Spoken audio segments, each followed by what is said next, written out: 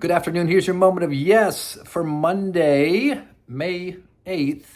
Happy belated Mother's Day to everyone. Hopefully, you guys had an awesome day full of appreciation. So here we are. We're in a rental, and the air conditioner has never really cooled well, and in the winter, it definitely hasn't heated well. And it finally shut down. And so one of the few times where I'm like, oh, great, don't have to pay for this one. But the AC had to be replaced, and it had to be replaced today. And the new guys were installing it, and they were basically noticing that the electricity, I think like a 50-watt fuse, whatever was powering the old unit, wasn't enough power. They're like, has it ever gotten cold? We're like, no. And in the winter, we freeze. And he's like, yeah, this needs to be an 80, 90 watt, and it's only 50. And I was like, oh, that kind of makes sense. And he pointed out some other things that probably attributed to just not being a great AC and heater.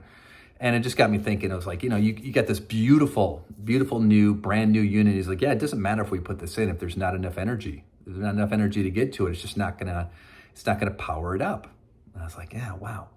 Yeah, I can kind of, think of that analogy.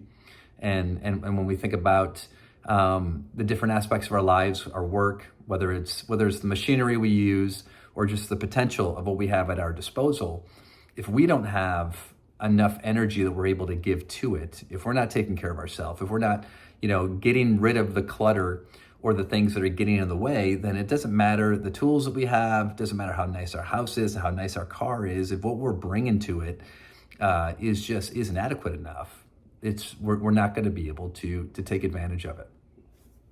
Whether it's the gas you put in the car, whether it's how you take care of your own vehicle, which is your body, if we're not getting rid of the things that are kind of getting in the way, we're just not taking advantage of what we have. So continuing to get better things isn't going to make sense if we're not taking care of the simple elemental things as far as what do we bring to the equation. And so when it comes to decluttering or removing the obstacles, what clutter or what obstacles are getting in your way that's preventing you from taking advantage of the potential that is already there?